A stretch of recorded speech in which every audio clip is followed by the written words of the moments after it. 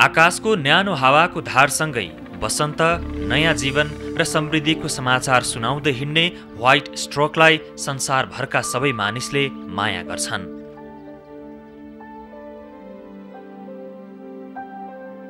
तर यो सुन्दर चरालाई खतरामा पुर्याउने तत्त्वहरूबाट जोगाउन यस्तो माया पर्याप्त छ त?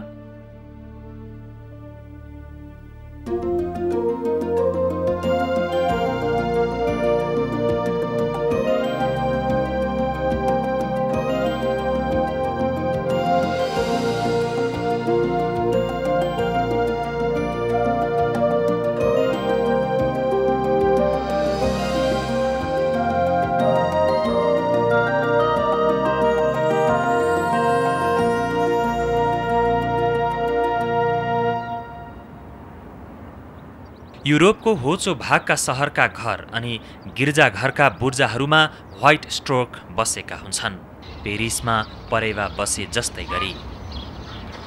यहाँका मानिसहरूले हरेक वर्ष व्हाइट स्ट्रोक आउँदा यसलाई वसन्त, सहकाल र समृद्धिको सङ्केत मानेर स्वागत गर्छन्। 1.5 मिटर अग्लो र 4 केजी तौलको व्हाइट स्ट्रोकले फैलाएका बेलामा यसका पखेटा 2 मिटरसम्म चौडा हुन्छन्।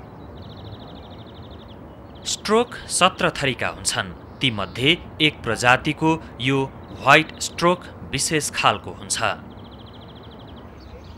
जिउमा भएका सेता प्वाँख, पखेटामा भएका काला प्वाँख, लामा खुट्टा, सोझो, लामो र सुन्तले रङ्गको अरूभन्दा भिन्नै खालको चुच्चो अनि लामा खुट्टाले व्हाइट स्ट्रोकलाई अरू प्रजातिका स्ट्रोकभन्दा भिन्न बनाएका छन्। यसले खानेकुराका बन्डल यसरी झुन्ड्याएर आफ्नो गुणमा ल्याएको देख्दा व्हाइट स्ट्रोक आएपछि बच्चा जन्मिन्छ भनेर दन्ते कथाहरूमा किन भनिएको रहेछ भन्ने कुरा प्रष्ट हुन्छ। युरोपमा खुसियाली ल्याउने चराका रूपमा चिनिने स्ट्रोकले छानामा बनाएको गुणलाई सौभाग्य ल्याउने र परिवारलाई आशीर्वाद दिने वस्तुका रूपमा लिइन्छ। उमेर पुगेका स्ट्रोकका जोडी हरेक वर्ष आफ्नै गुणमा फर्कन्छन्। बर्खाको अन्त्यमा व्हाइट स्ट्रोक युरोपको आफ्नो बच्चा जन्माउने ठाउँ छाड्छन् र अफ्रिकाको ग्रेट लेक क्षेत्रमा रहेको आफ्नो हिउँदे वासस्थानतर्फको लामो यात्रामा निस्कन्छन्। सेप्टेम्बरको सुरुतिर इस्तानबुलको आकाश 2 लाख चराहरूले ढाकिन्छ। उनीहरू कावा खाँदै रमाउँदै बोस्पोरसतिर उड्छन्। टर्कीका मानिसहरू पनि व्हाइट स्ट्रोकलाई स्वागत गर्छन्। मुसलमानहरूले सन्त चरा मानेर यसको रक्षा र आदर गर्छन्।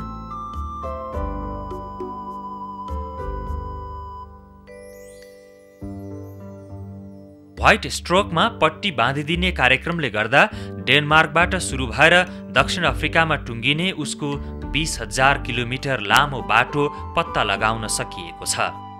उनीहरू सधैँभरि सबैभन्दा साँघुरो भएका ठाउँमा भूमध्य सागर तर्छन्, जिब्राल्टर वा बोस्पोरसको सोझो बाटोबाट। स्ट्रोकका धेरैजसो प्रजातिहरू वर्षैभरि उष्ण प्रदेशमा बस्छन्। युरोपको व्हाइट स्ट्रोकले आफ्नो प्रजाति मध्ये सबैभन्दा बढी घुम्ने चराका रूपमा ख्याति कमाएको छ।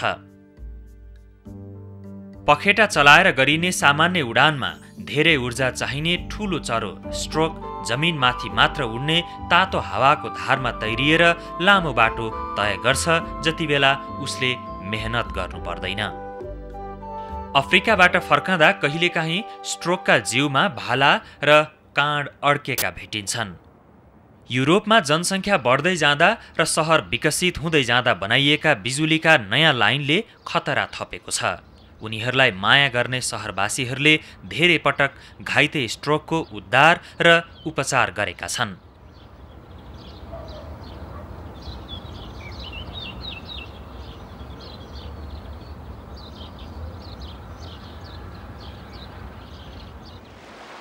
उनीहरू बाँच्ने वातावरण बिग्रनु चाहिँ उनीहरूका लागि ठूलो खतरा हो। यो सुन्दर छहराको तलको दृश्यले प्रदूषणबाट भएको क्षतिलाई प्रष्ट पार्छ।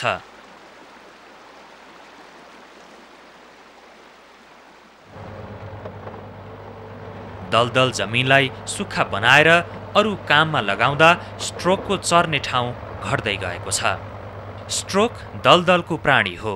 यसका लामा खुट्टा दलदले जमिनमा खानेकुरा खोज्नका लागि भनेर बनाइएका हुन् जस्तो लाग्छ।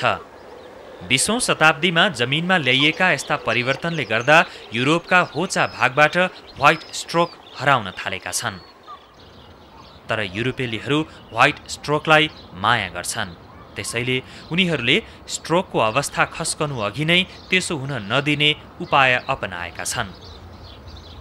उनीहरूले निरन्तर रूपमा सन्तान जन्माइरहन् भनेर जर्मनीमा बिजुलीका लाइन भन्दा टाढा गुण बनाउने ठाउँ बनाइदिएका छन्। संरक्षणविदहरूले केही दलदले जमिनको संरक्षण पनि गरेका छन्। स्ट्रोकलाई आहार खानका लागि कृत्रिम पोखरीहरू पनि बनाइएका छन्। स्ट्रोकका जोडीलाई आकर्षित गर्न मानिसहरूले छानामा गुण बनाएर त्यसमा स्ट्रोकको नमुना बनाएर राखेका छन्। कुनै बेला व्हाइट स्ट्रोक मासिसकेको स्विट्जरल्यान्डमा घरमा पालेको व्हाइट स्ट्रोकको बच्चालाई प्राकृतिक वातावरणमा छाडेर उसलाई खानेकुराको प्रबन्ध मिलाइएको छ। यसले गर्दा त्यहाँका घरका छाना र गिर्जाघरका बुर्जाहरूमा व्हाइट स्ट्रोकका गुण देख्न पाइने आशा जागेको छ।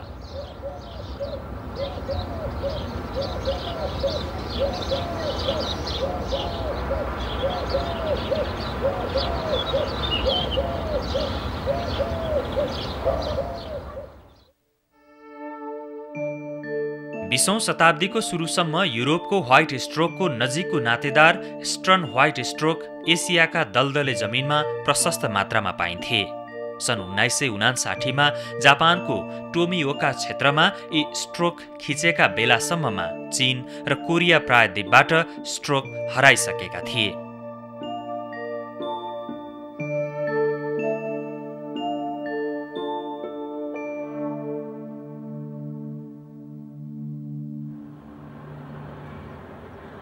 आजभोलि स्टर्न व्हाइट स्ट्रोकको अध्ययन गर्न चाहने पंक्षीविदले साइबेरियाको पूर्वी भाग पुग्नुपर्छ।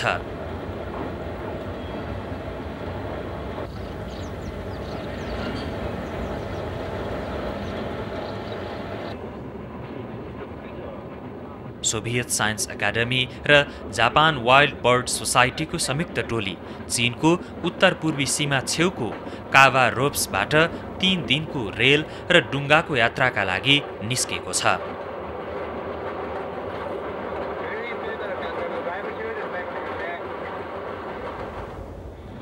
मन्चुरियाको सीमाभन्दा 400 किलोमिटर पश्चिममा बगेको बाइकन नदी एसियाका बाँकी बचेका व्हाइट स्ट्रोकको बर्खे वासस्थानका लागि ख्याति कमाएको ठाउँ हो।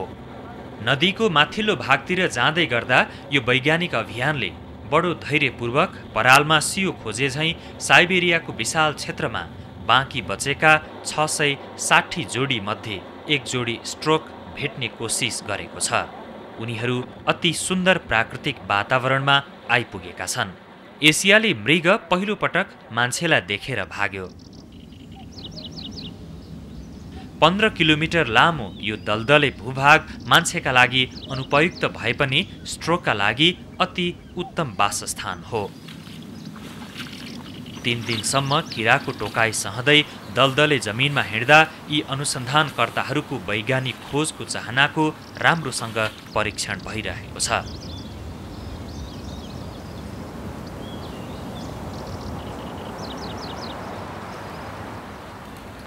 अलि माथितिर गएर उनीहरूले स्ट्रोकको गुण बनाउन सक्ने अग्ला साइबेरियन सल्लाका रुख चाहर्दै अलि अग्लो ठाउँको खोजी गरे।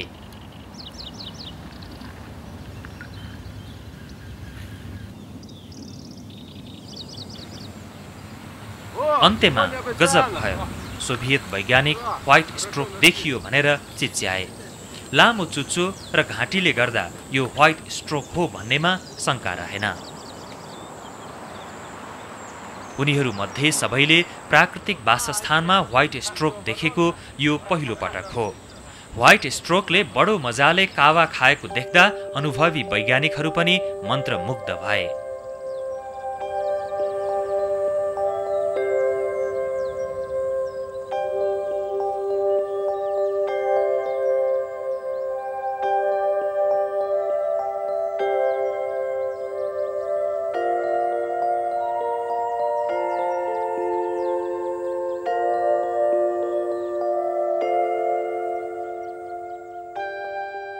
व्हाइट स्ट्रोक भएका ठाउँमा उनीहरूको गुण पनि पक्कै हुनुपर्छ।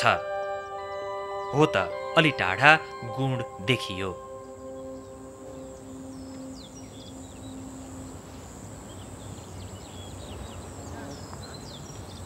इस्टर्न स्ट्रोक लज्जालु बनेका छन्। उनीहरू एक्ला एक्लै बस्न मन पराउँछन्। 1 किलोमिटर टाढा मान्छे देख्दा पनि डराउँछन्।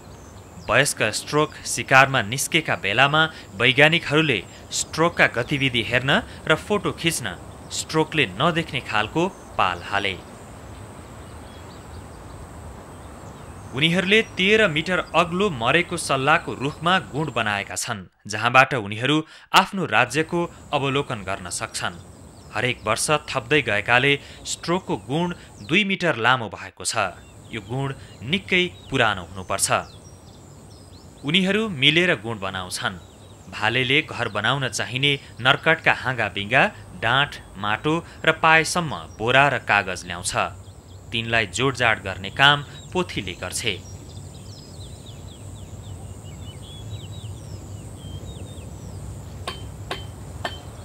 नजिकै रुखमा स्ट्रोकले नदेख्ने गरी बनाइएको मचानमा बसेर वैज्ञानिकहरूले गुण भित्रैसम्म हेर्न सक्छन्। गुणमा बसेका जोडीले सहवास गर्लान् र बच्चा कोरल्लान् भन्ने आशा उनीहरूले गरेका छन्।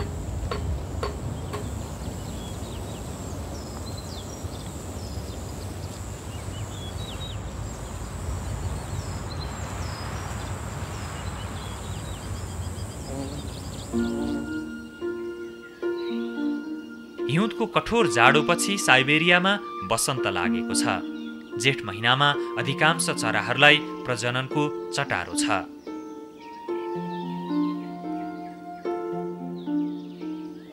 एउटा फुच्चे स्टोन च्याट चरा बुर्लुक्क उफ्रँदै चारो खोज्दैछ। उसले बारम्बार चुच्चो बाएर खाना मागिरहेका बचेराहरूलाई खुवाउनुपर्छ।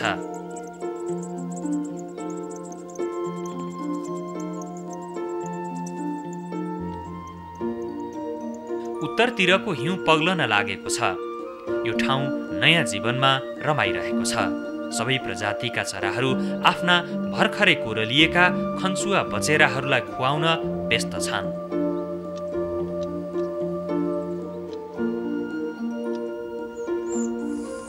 फाप्रे चराका बच्चाहरू माउले कति बेला चारो लिएर आउला भनेर व्यग्रतापूर्वक पर्खिरहेका छन्।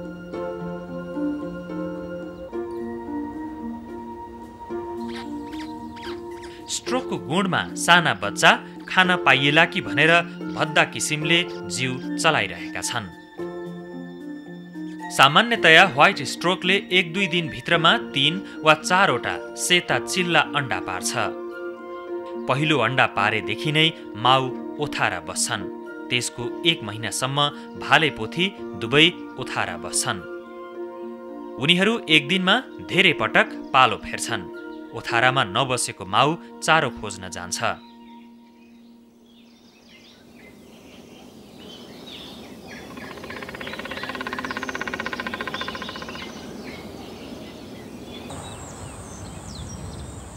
हरेक पल्ट बाहिर गएको स्ट्रोक फर्केपछि उनीहरू हल्ला गर्दै टाउको पछाडि धकेलेर ठुँडो ठोक्दै अभिवादन गर्छन्। वयस्क स्ट्रोकले यो बाहेक अरू आवाज निकाल्न सक्दैन। Eastern white stroke European white stroke भन्दा अलिकति ठूलो हुन्छ र यसको चुच्चो पनि कालो हुन्छ। चरा विशेषज्ञहरूले व्हाइट स्ट्रोकको सोझो चुच्चो देखेर यसले कस्तो खाना खान्छ भन्ने कुरा थाहा पाउँछन्। सबै प्रजातिका स्ट्रोकहरू मांसाहारी हुन्छन्। कुनै स्ट्रोकले किरा वा चिप्ले किरा मात्रै खान्छन् भने कुनैले जे पनि खान्छन्। धेरै जसो सिनो खान्छन्।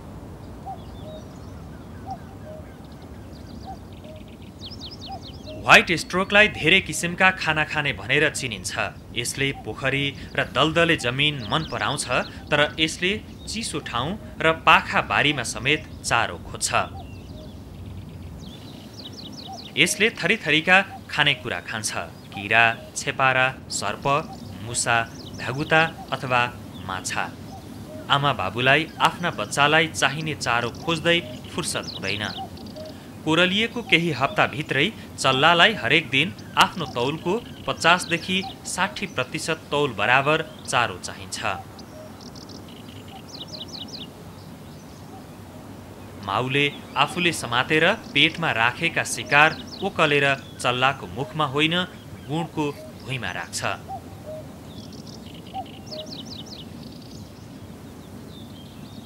चल्लाहरू झगडा गर्दै ससाना चोक्टा खान्छन् भने ठूलो भाग चाहिँ माउ आफैले खान्छ।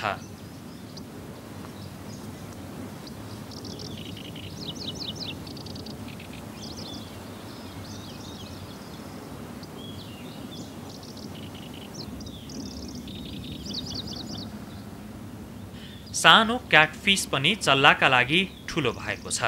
चल्लाले माछालाई आफ्नो दायाँ घाँटीमा राख्छ। स्ट्रोकहरू आफ्नो जोडी बीच मात्र संसर्ग गर्छन्। उनीहरू जीवनभर सँगै बस्छन्। साना बच्चाले समेत चुच्चो ठोकेर एक अर्कालाई माया गर्छन्। प्रजननका बेलामा यस्तो क्रम धेरै हुन्छ, तर उनीहरू गुँड लगाउने बेलामा पनि यसो गर्छन्। यो विशाल दलदले जमिनमा व्हाइट स्ट्रोकले खाने प्रशस्त खानेकुरा पाइन्छन्। स्ट्रोक पौडन सक्दैन, तर उनीहरूका लामा खुट्टा, अलिकति फैलिएका पन्जा र नङ जस्ता दहरा नङ्ग्राका सहायताले उनीहरू अलिअलि पानी जमेका ठाउँमा खानेकुरा समात्न सक्छन्।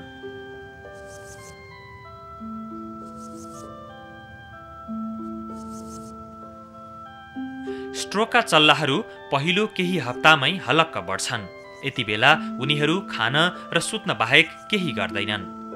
3 हप्तापछि उनीहरूको वृद्धि दर घट्छ र उनीहरूले खानाबाट प्राप्त गर्ने अधिकांश शक्ति प्वाँख बन्नमा खर्च हुन्छ। यस्ता दलदले जमिनमा प्रशस्त खाना पाइने हुनाले माउले हृष्टपुष्ट 3 वटा चल्ला हुर्काउन सक्छन्।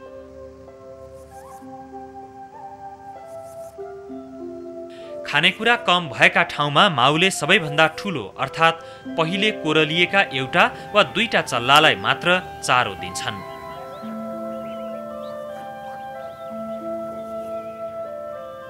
बाँकीलाई भोकै राखेर मर्न दिन्छन्। हामीलाई यो निर्दयी काम जस्तो लाग्छ, तर यसो गर्दा कम्तीमा पनि एउटा चल्ला त हुर्कन्छ। भीषण पानी परेर वा ठूलो बाढी आएर ठूलो अनिकाल परेका बेलामा माउले बच्चा र आफ्ना लागि खान पाएनन् भने उनीहरू चल्लालाई भोकै छाडेर आफू मात्र बसाइ जान पनि सक्छन्।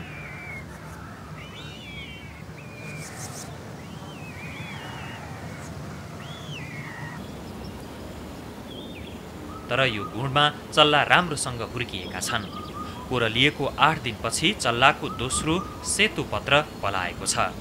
उनीहरू यति बेला पखेटा हल्लाएर छरितो कसरत गर्न सक्छन्। चाँडै नै उनीहरू गुणभन्दा केही फिट माथि फटफटाउन सक्छन्। 2 महिना जतिमा उनीहरूका माउले उनीहरूलाई परीक्षण उडानमा लैजान्छन्। उड्न र चारो खोज्न सिकेको केही हप्तामै माउले उनीहरूका बच्चालाई गुणबाट निकालिदिन्छन्। उनीहरू घर फर्कन पनि सक्छन्। अघिल्लो वर्षको यो बच्चा आफ्नो घर फर्केको छ। तर स्ट्रोकहरू आफ्नो घरमा अरूलाई बस्न दिँदैनन्। आफ्नै सन्तानलाई पनि उनीहरू बलपूर्वक धपाउँछन्।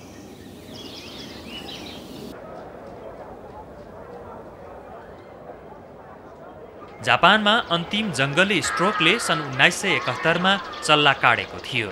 जापानीहरूले खुसियालीको चरा मान्ने स्ट्रोकका गुणहरू हरेक मन्दिरका गेटमा पाइन्थे।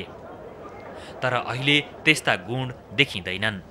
जापानीहरूले शान्तिको प्रतीक मान्ने सारसका दन्ते कथासँग जोडिएको व्हाइट स्ट्रोक आजभोलि जापानमा चिडियाखाना र प्रजनन केन्द्रमा मात्र पाइन्छन्।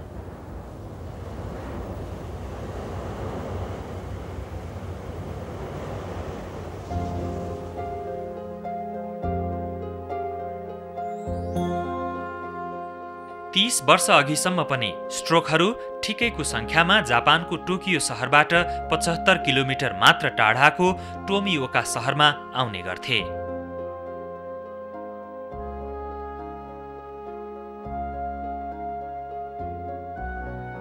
खेती किसानीमा बाँचेको त्यो सानो गाउँ छेउका सल्लाका अग्ला रुखमा गुण बनाएर र बच्चा कोरलेर व्हाइट स्ट्रोकले त्यहाँका मानिसहरूलाई सौभाग्य प्रदान गर्ने गर्थे।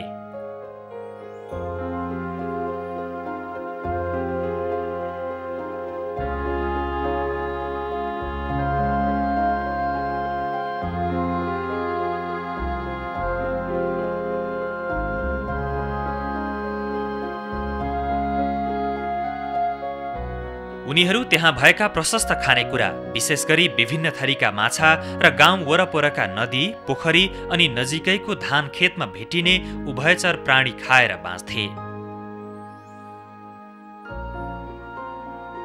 तर सन् 1960 को दशकको सुरुमा हरित क्रान्तिका नाममा कृषि क्रान्ति भएपछि जमिनमा अतिक्रमण भयो। जथाभावी विषादी प्रयोग गरिएकाले खाद्य चक्रको आधारभूत तत्त्वका रूपमा रहेका किरा मासिए, जसले गर्दा स्ट्रोकको खानेकुरा घट्यो। अग्ला सल्लाका रुख ढालिए। तिनका सट्टामा मानिसले आर्थिक रूपले फाइदाजनक जापानी धुपी रोपे।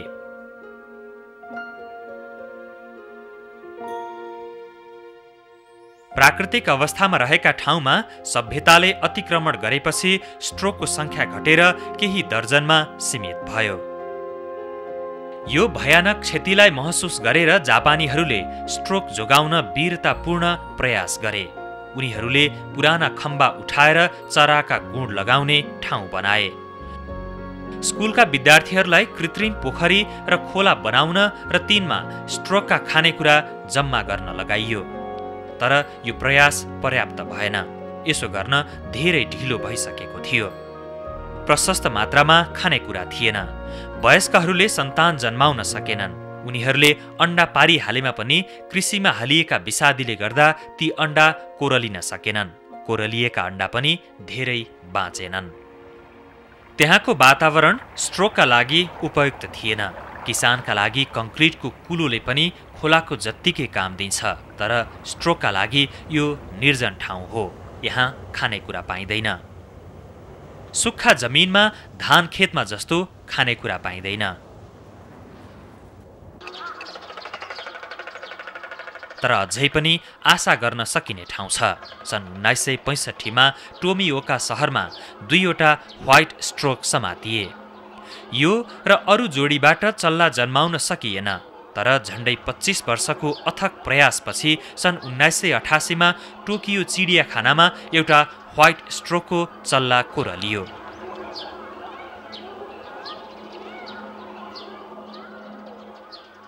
त्यस यता जापानका 9 वटा ठाउँमा व्हाइट स्ट्रोकका चल्ला कोरलिएका छन्। उनीहरूको संख्या 8 बाट बढेर 56 पुगेको छ। व्हाइट स्ट्रोकले चुच्चा जोडेर एक अर्कालाई माया गर्दा निस्कने आवाज जापानमा फेरि सुनिन थालेको छ। समृद्धिको प्रतीक यो चरा स्वतन्त्र भएर जापानको आकाशमा उड्न सफल होला? आशलाग्दा कुरा अरू पनि छन्।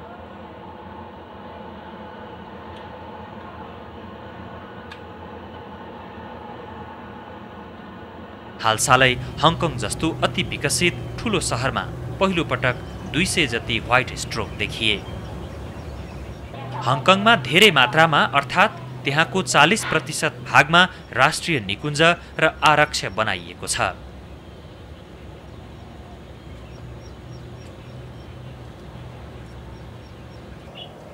यहाँ छेउमा बसेर आफूलाई हेरिरहेका मानिसहरूको परवाह नगरिकन व्हाइट स्ट्रोक दलदले जमिनमा हिँडिरहेको छ।